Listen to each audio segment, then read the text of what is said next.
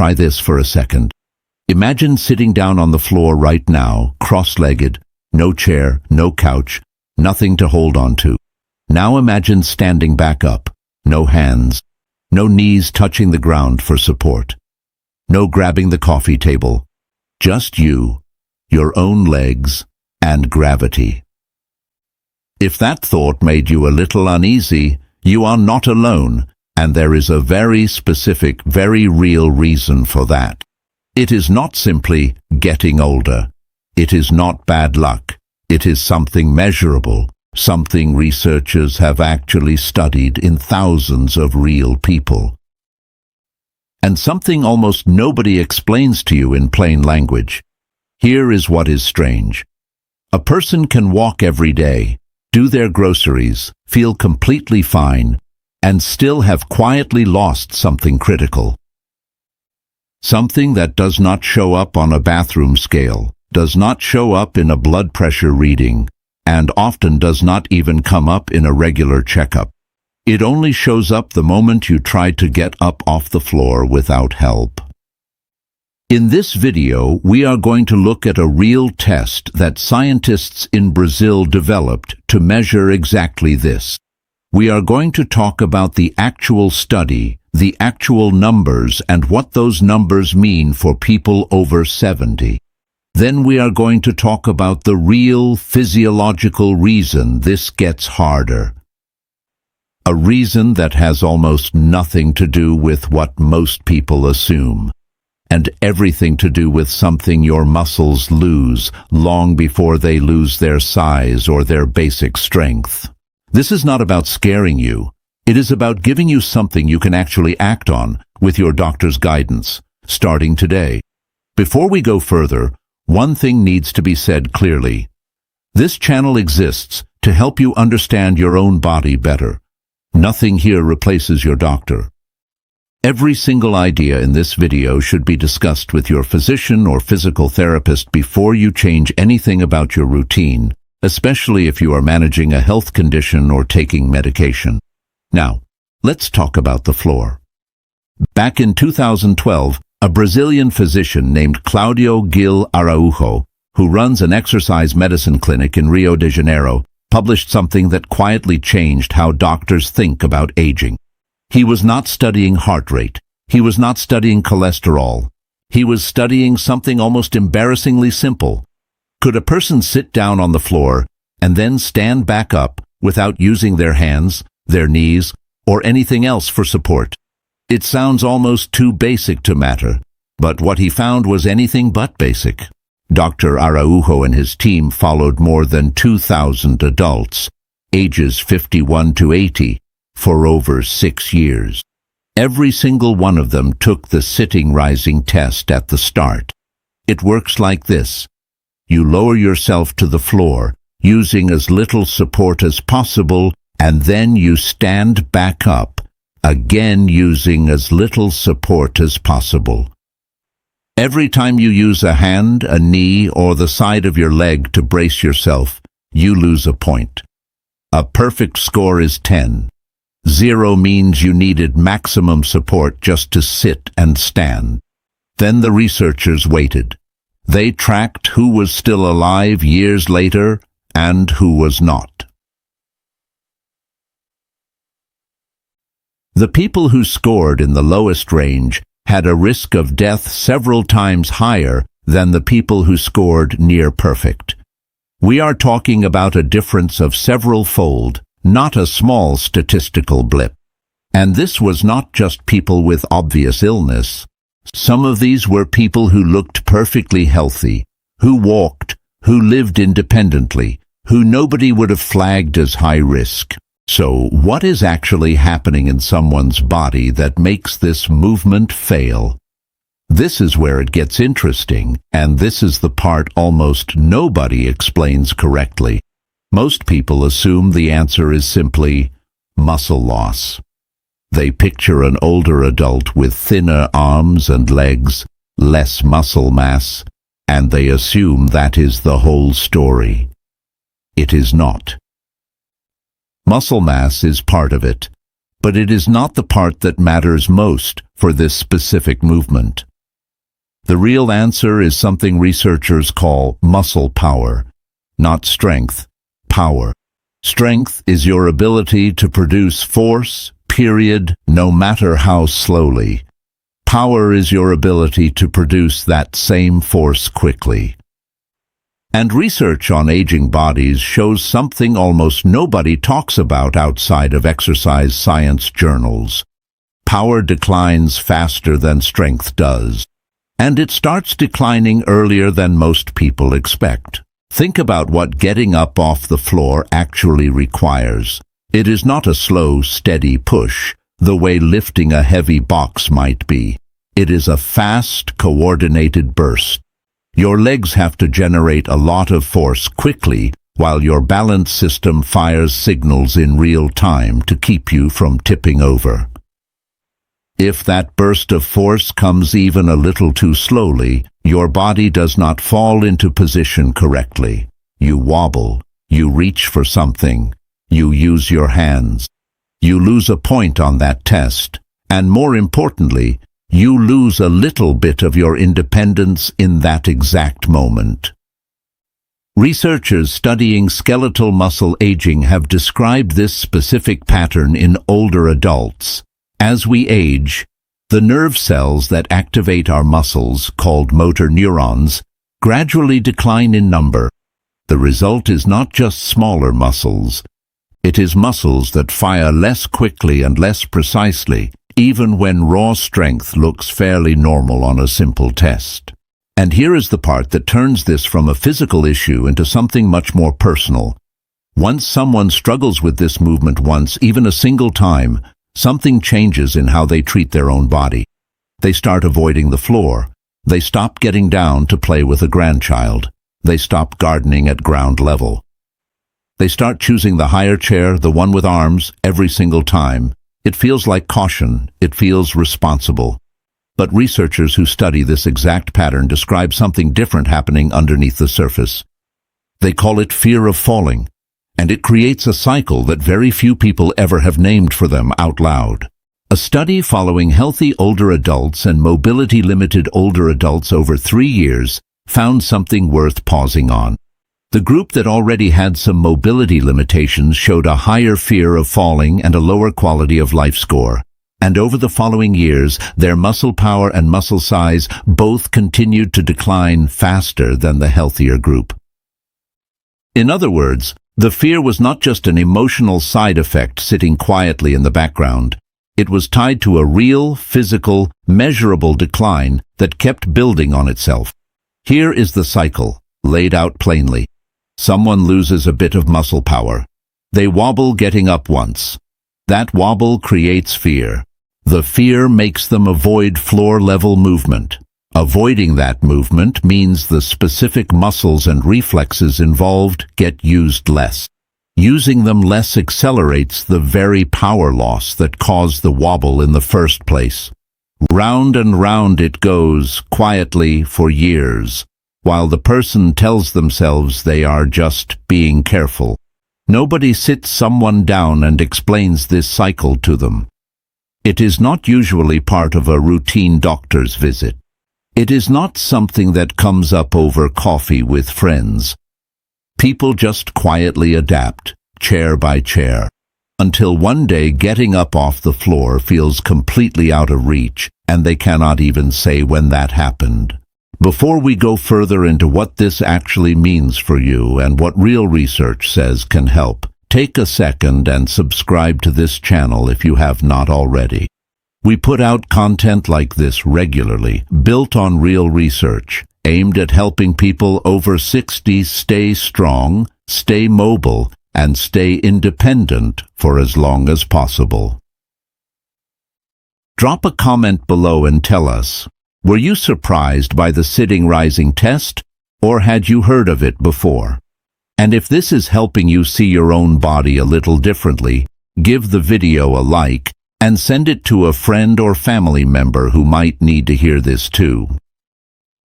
Now, let's go back to the floor, because there is a part of this that is even more overlooked than what we just covered.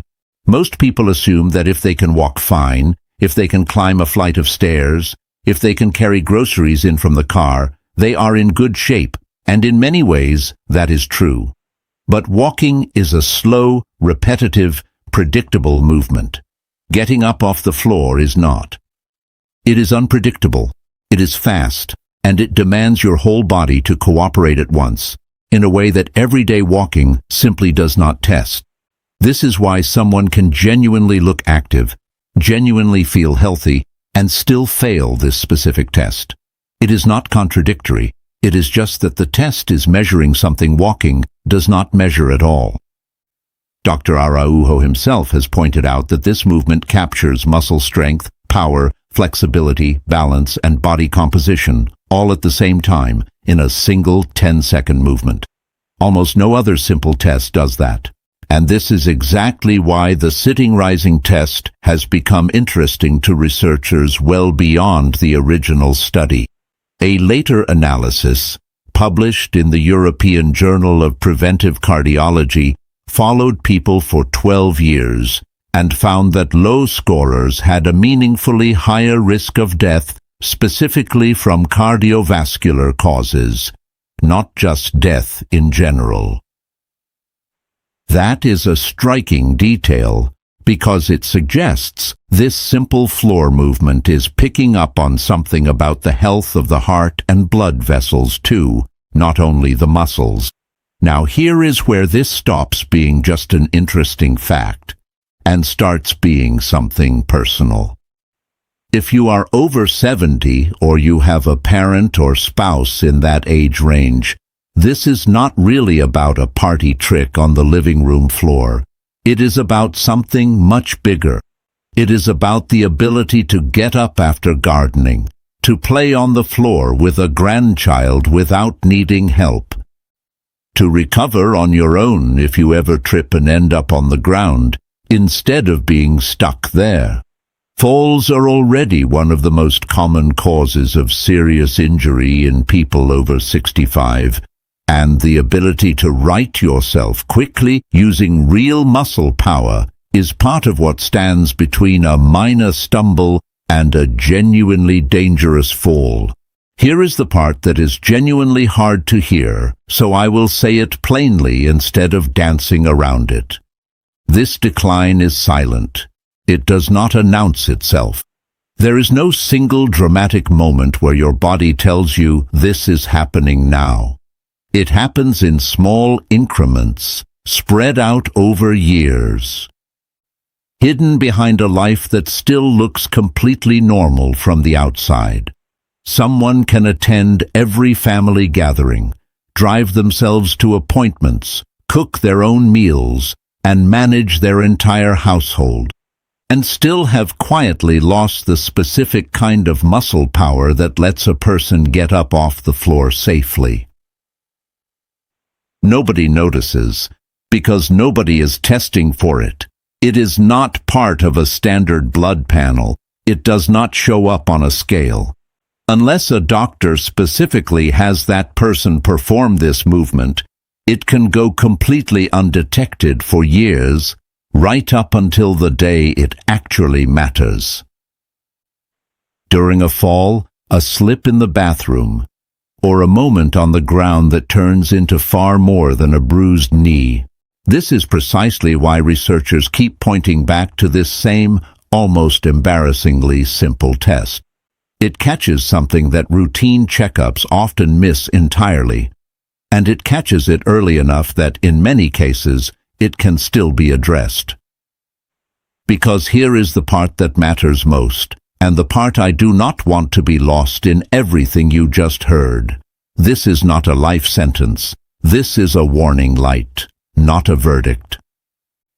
The same research that identified muscle power as the key overlooked factor also shows that power, unlike some other things that decline with age, responds to targeted training, even later in life. Studies on structured exercise programs in older adults, including some involving people in their 80s, have shown measurable improvements in physical performance connected to muscle strength and function after a period of consistent, supervised training. That word, supervised, matters. This is exactly the kind of thing to bring to your doctor or a physical therapist, not to guess your way through alone. So, what does that kind of training actually look like, in general terms? Physical therapists and exercise researchers who work with older adults tend to describe it in a fairly consistent way. It is not about lifting the heaviest weight you can find.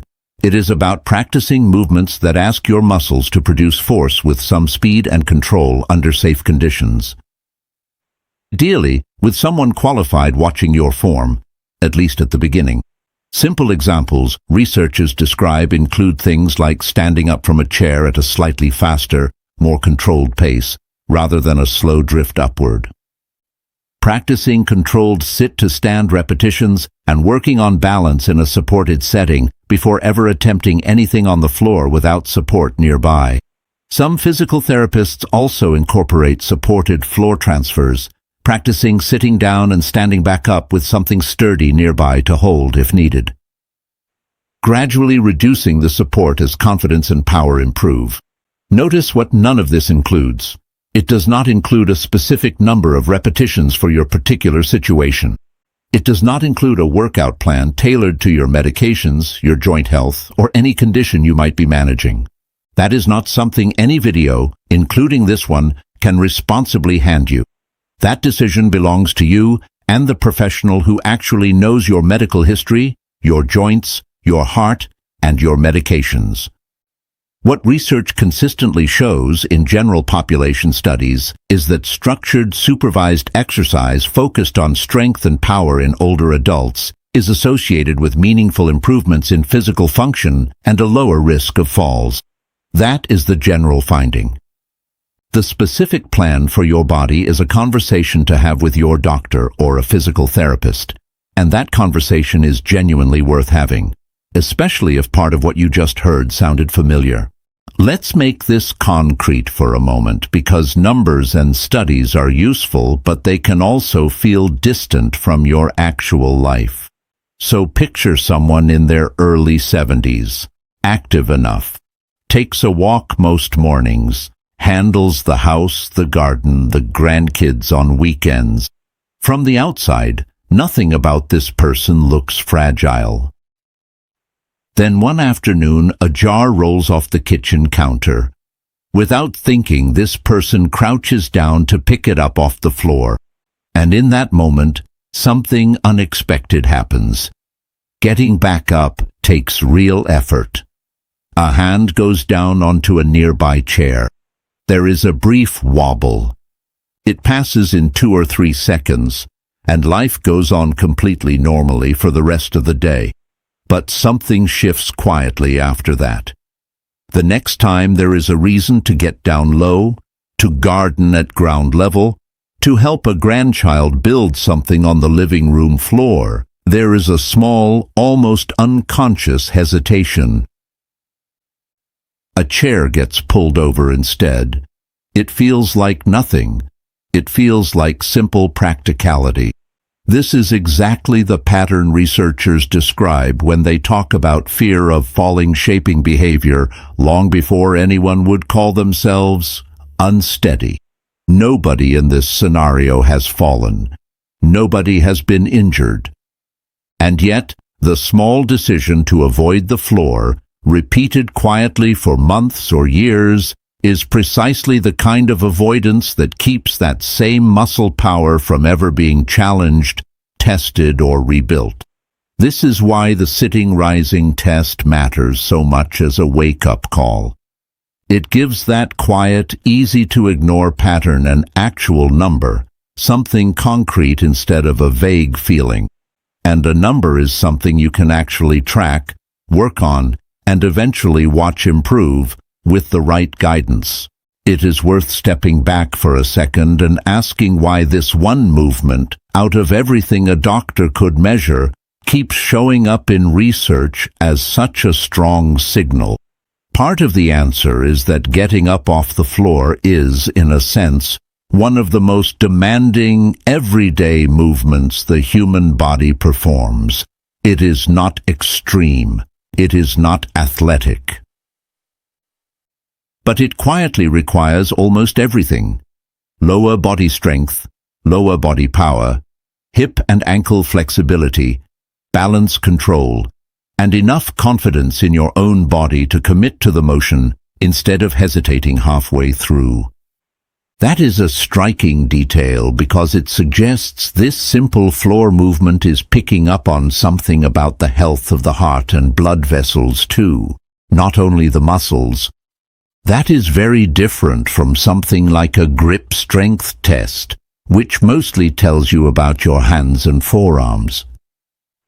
The floor test is, in a way, a stress test for your whole lower body system at once, which is exactly why physicians researching aging and mortality have paid so much attention to it.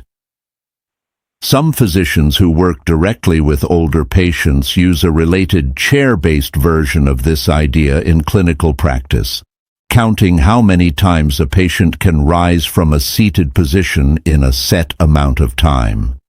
That chair-based version is easier and safer to administer in a medical office.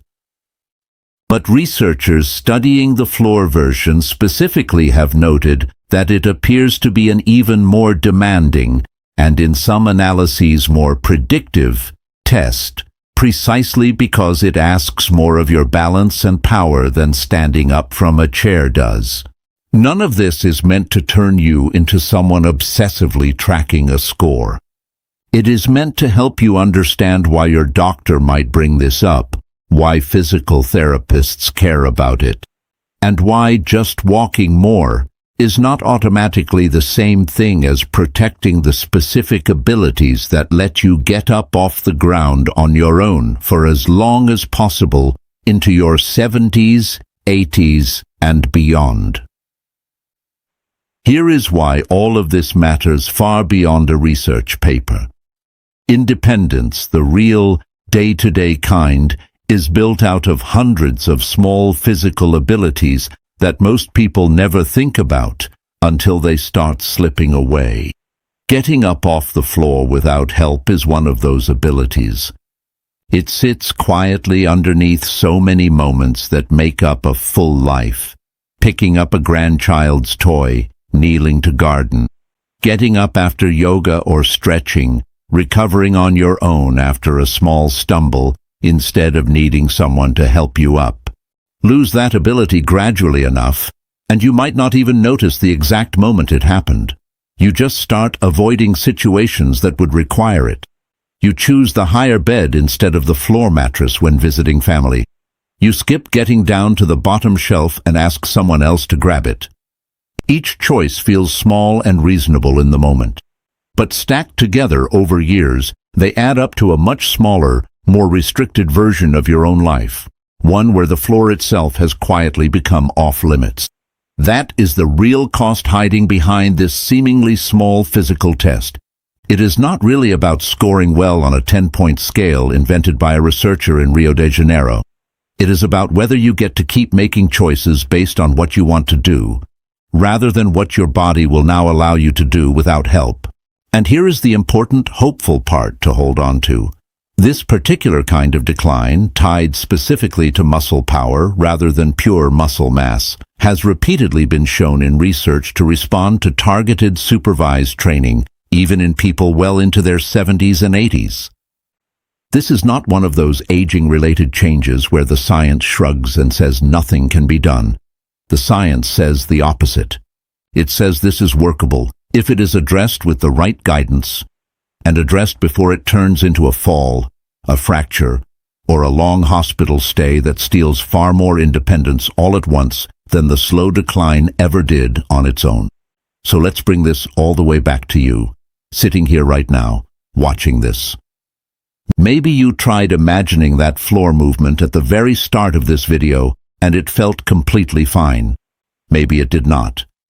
Maybe it brought up a memory of a moment, exactly like the one we described earlier, a small wobble you brushed off at the time and never thought about again. Either way, here is the honest, unglamorous truth about aging that almost nobody says out loud in a mobility video like this one. You do not lose these abilities in one dramatic moment. You lose them one small avoided movement at a time, quietly, reasonably, one chair choice and one skipped floor moment after another, until one day the gap between where you are and where you used to be feels too wide to even think about closing. But that gap is not fixed. It is not a wall. Research on older adults, including people well past 70, has repeatedly shown that structured, supervised work on strength, power, and balance can shift these numbers in a meaningful direction, even later in life than most people assume is possible. The body does not stop responding to the right kind of training just because a certain birthday has passed. What changes, more than anything, is whether someone decides to treat this as worth addressing or quietly files it away as just part of getting old and stops there. If you ignore it, you stay on that same slow, quiet slide, choosing the higher chair a little more often each year, avoiding the floor a little more completely, until the option to change course simply is not as available anymore.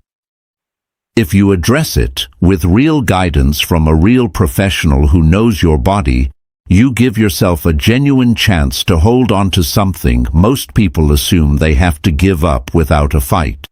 This is not about doing something extreme. It is about having one honest conversation with your doctor or physical therapist this week about your lower body strength, power, and balance, and asking what a safe next step looks like for you specifically. Before you go, I want to leave you with something simple, not a statistic, not a study, just a thought worth sitting with. The floor is not the enemy here. It never was. The floor is just where this particular truth happens to show up first, quietly, in a wobble, in a hesitation, in a hand reaching for a chair that was not really needed a decade earlier. What this video is really about is paying attention to that signal before it turns into something bigger, and refusing to quietly write it off as simply getting older, when research shows there is often a specific addressable piece behind it. You do not have to accept a smaller, more restricted version of your own life just because one movement has gotten harder. You get to ask why, and you get to do something about it, with the right person guiding you. This content is for educational purposes only, and is not medical advice. Please consult your doctor before making changes to your diet or routine, especially if you take medication or have a health condition. Everything in this video is meant to help you ask better questions in that appointment, not to replace it. If this video helped you see something in your own body a little more clearly, that is exactly what this channel is here for. Hit like if this was useful to you. Drop a comment and tell us the one thing from this video you are going to remember, or bring up with your own doctor. Subscribe if you have not already so you do not miss the next video like this one. And if you know someone, a parent, a spouse, a friend who this might genuinely help, send it to them today. Sometimes the most caring thing you can do for someone is simply show them there is a real, specific reason behind what they've been feeling, and that it is not too late to do something about it. We will see you in the next one.